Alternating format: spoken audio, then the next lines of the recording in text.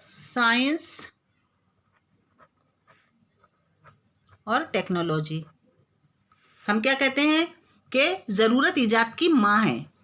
ये हम हमेशा सुनते हैं कि ज़रूरत जो है वो ईजाद की माँ है।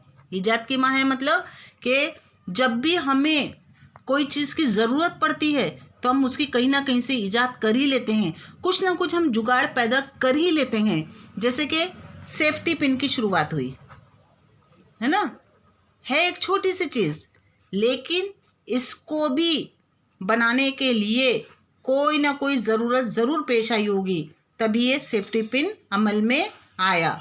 वैसे ही सिल्वर प्लेट या सिल्वर फिल्म्स, ये इस तरह की बहुत सारी ऐसी चीज़ें हैं जो कि साइंस से ताल्लुक़ रखती हैं। हम जब कह रहे हैं कि ज़रूरत ईजाद की माँ है, तो इसकी सबसे बेहतरीन मिसाल है कि पत्थर के ज़माने में जब लोगों ने जीना सीख लिया या सीखना शुरू किया, अब वो पत्थरों का इस्तेमाल करने लगे अपने आप को ज़िंदा रखने के लिए। तो पत्थरों के घरों में रहते थे, पत्थरों के औजार इस्तेमाल करते थे, बड़े बड़े क्योंकि जानवर हुआ करते थे, उन्हें शिकार करना होता था। अब उन जानवरों को पहले वो उसी तरह से खा लिया करते थे, मतलब उसका जो गोश्त था। लेकिन बाद में जब उन्हें आग की ज़रूरत है ना, ऐसा लगा कि कुछ ना कुछ गर्मी की ज़रूरत है, तो उन्होंने क्या किया, गारों को टकराया। गारों को टकराने से उससे आग निकली। मतलब ये कि जब इंसान को किसी चीज़ की ज़रूरत पेश आती है तो वो खुद ब खुद उसको ईजाद करने के लिए लग जाता है ना। ऐसे कई मर्तबा साइंस से दरियाफ्त इंसानी ज़रूरत की तकमील और तजस्सुस की आसूदगी के लिए की गई कोशिशों से हासिल होती है। और ये सब जो है ये क्या कहलाया बाद में, साइंस। जैसे कि हमें मालूम है कि भाप से जब सनतें कायम हो गई इंग्लिस्तान में, तो उन सनतों को चलाने के लिए एनर्जी की ज़रूरत थी, तवानाई की ज़रूरत थी। अब वो तवानाई कहाँ से पैदा की गई, कोयले के इंजन बनाए गए। कोयले के इंजन कैसे बनाए गए, ये भी हमें मालूम है कि सबसे पहले जेम्स वॉट ने इसकी ईजाद की, भाप के इंजन की, कि जब कोई चीज़ गर्म पानी जब गर्म हो रहा है तो उसमें इतना ज़्यादा भाप आ जाती है कि उसके ऊपर ढका हुआ ढक्कन जो है वो भी उस भाप की वजह से हिलने लगता है। तो ये जो नज़रिया था या ये जो सोच थी उसकी, उसने उसे इंजन बनाने पर मजबूर किया। तो इंसानी ज़रूरियात की तकमील और तजस्सुस की आसूदगी के लिए की गई कोशिशों का नाम ही साइंस है। साइंस है क्या कि मुशाहिदा करना, मुताल्ला करना, तजुर्बा करना और उससे कारआमद नतीजा अमल में लाना, ये सब साइंस कहलाता है। अब साइंस और टेक्नोलॉजी दोनों भी एक दूसरे पर लाजिम व मलजूम है ना। साइंस की वजह से इंजन बने, साइंस की ही वजह से और भी ऐसी बहुत सारी हवाई जहाज़ या पंखे, ये सब चीज़ें जो है ये वजूद में आए, अलग अलग पुर्जे, इंजीनियरिंग के सामान। लेकिन टेक्नोलॉजी ने इसी चीज़ को और भी ज़्यादा खुलकर पेश किया। जैसे कि पहले अगर हम देखेंगे तो पहले के जो मोबाइल हुआ करते थे वो काफ़ी बड़े हुआ करते थे और कीपैड पर हुआ करते थे, है ना। फिर बाद में जैसे जैसे टेक्नोलॉजी एडवांस होती चली गई तो आज हम देख रहे हैं कि मोबाइल जो है वो किस तरह के हमें नज़र आते हैं। इसी तरह से टीवी को अगर हम ले लें, या पहले के अगर हम फ्रिज को ले लें, या हम साइंस से वाबस्ता कोई भी अगर हम चीज़ को देखते हैं और आज हम उसी चीज़ को देखते हैं तो हमें फ़र्क नज़र आता है। पहले पंखे हुआ करते थे, है ना, पहले फिर पंखों से जो है वो सीलिंग फैन पर आए। पहले स्टैंड वाले पंखे होते थे, फिर सीलिंग फैन पर आए, उसके बाद जो वो फिर टेबल फैन थे, फिर उसके बाद जो कूलर के बाद एसी। मतलब ये कि टेक्नोलॉजी ने इंसान की ज़िंदगी को एकदम बदल दिया। तो साइंसी दरियाफ्तें और टेक्नोलॉजी का इर्तिका एक दूसरे पर मुनस्सिर होते हैं। इंसानी इर्तिका की पेशरफ्त में पत्थर के औजार बनाने से लेकर ज़रूरी पैदावार की तरक्की तक उसे समझने में आने वाला साइंस और उस पर मुबनी टेक्नोलॉजी की तरक्की इंतहाई अहम थी। इंसान ने कैसे तरक्की की, एक जगह पर उसका जो ज़माना था वो था पत्थर का ज़माना। तो पत्थर के ज़माने से इंसान कहाँ पहुँचा, ज़रूरी औजार तक पहुँचा। यहाँ पर पत्थर के ज़माने में वो पत्थरों का इस्तेमाल किया करता था, और आज इंसान जो है वो ट्रैक्टर और मशीनों का इस्तेमाल करता है, जिसकी वजह से पैदावार में भी ज़बरदस्त इजाफा हुआ।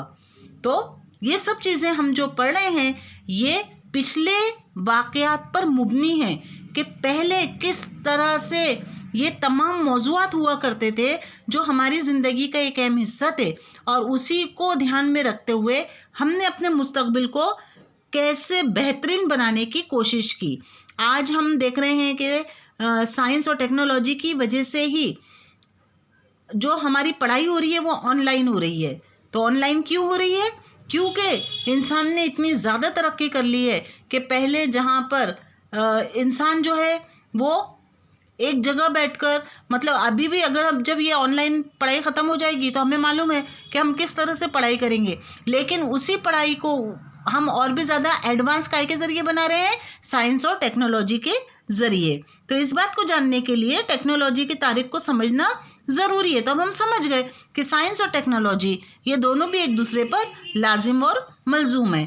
वैसे ही इसमें एक और पॉइंट दिया हुआ है जो सनत और हरफत और तिजारत से ताल्लुक़ रखता है। तो इसको हमने पहले ही पढ़ लिया कि पहले के ज़माने में किस तरह से सनत व हरफत और तिजारत हुआ करती थी, है ना, और इसमें कैसे तब्दीली आती चली गई।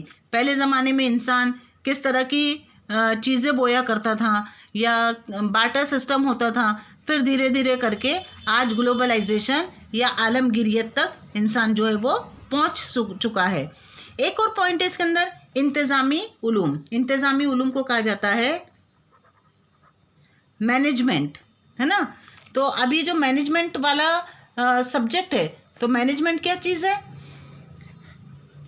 जिसके ज़रिए बेहतरीन किस्म के ज़राए पैदावार, इंसानी क़ुव्वत और पैदावार के मुख्तलिफ आमाल, है ना, बाज़ार और ख़रीदो फ़रोख्त के इंतज़ामात के सिलसिले में माजी के निज़ाम को समझना ज़रूरी होता है।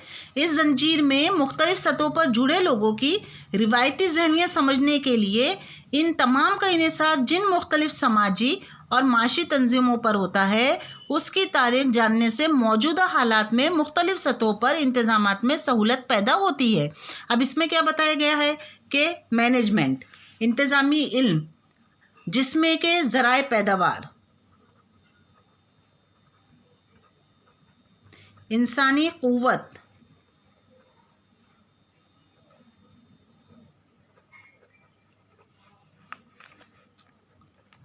और पैदावार के मुख्तलिफ आमाल, बाज़ार और ख़रीदो फ़रोख्त, ये सब चीज़ें, इनका इंतज़ाम चलाने के लिए जिस इल्म का इस्तेमाल किया जाता है उस इल्म को इंतज़ामी उलूम कहा जाता है। आज हम इसको मैनेजमेंट कहते हैं। जो स्टडी होती है वो मैनेजमेंट की स्टडी होती है, जिसमें के ज़राए पैदावार यानी पैदावार के ज़रिए किन चीज़ों पर, किन ज़रायों के ज़रिए पैदावार होती है, उसमें इंसानी क़ुव्वत का इस्तेमाल, पैदावार के मुख्तलिफ आमाल यानी कौन कौन से प्रोसेस से वो पैदावार होकर गुज़रता है, उसको बाज़ार तक लाना, और उसके ख़रीदो फ़रोख्त यानी तिजारत। इसके लिए बाकायदा एक कड़ी होती है, एक ज़ंजीर होती है, जिसमें अलग अलग सतहों पर लोग आपस में जुड़े हुए होते हैं। अब ये जो लोग आपस में जुड़े हुए होते हैं, इनका इन्हिसार भी मुख्तलिफ समाजी और माशी तंजीमों पर होता है। सब लोग जो एक ही मज़हब से ताल्लुक़ नहीं रखते, एक ही जैसे लोग नहीं होते, एक ही जैसे उनका माशी निज़ाम नहीं होता, लेकिन इसके बावजूद भी वो लोग आपस में एक दूसरे से जुड़े हुए होते हैं, और इनका बाकायदा से निज़ाम सही तरीक़े से चले उसके लिए माजी में गुज़रे हुए हालात को समझना ज़रूरी होता है। इसकी तारीख जानने से मौजूदा हालात में मुख्तलिफ सतहों पर इंतज़ामात में सहूलत पैदा होती है। आज हम जो भी काम कर रहे हैं उस काम को हम उसी वक्त बेहतर तरीके से कर सकते हैं जब हमें उसकी पिछली तारीख़ का इल्म होगा, पिछली बातों का इल्म होगा, है ना। उसके बिना हम उस काम को अंजाम नहीं दे सकते। जैसे अगर कोई एडमिट होता है तो हमें मालूम है कि उसमें एडमिट के वक्त जो है अलग अलग डॉक्टर्स की ड्यूटी लगती हैं, बाकायदा उनका एक चार्ट होता है, उस चार्ट में दिया हुआ रहता है कि पेशेंट को सुबह में कौन से टैबलेट देनी है, दोपहर में कौन सी देनी है, रात में कौन से देनी है, कौन से वक्त में इंजेक्शन लगाना है ना, या इस तरह की सब बातें। अगर वो चार्ट जो है वो अगर वो मेंटेन ना करे हॉस्पिटल, तो जब ड्यूटी चेंज होगी तो आने वाले डॉक्टर को तो ये पता ही नहीं होगा कि इसे क्या देना है और किस तरह से डॉक्टर ने कौन सी चीज़ों को क्या क्या उसके अंदर हिदायत दी हैं।